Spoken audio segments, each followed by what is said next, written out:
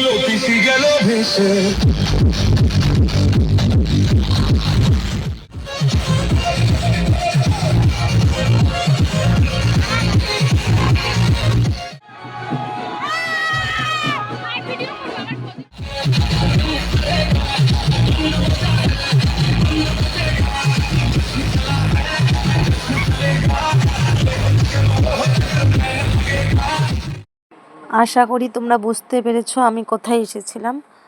মানে আমার সেই ইচ্ছা ছিল যে বিজয় মিছিলে আসার, তাই শ্বশুরবাড়ির ওদিকে তো যেতে পারিনি, তাই বাপের বাড়ির দিকে চলে এসেছি। কি বলবো, যাই হোক, নরেন্দ্র মোদী যে এই পশ্চিম বাংলাতে জয় করতে পেরেছে এটাই অনেক।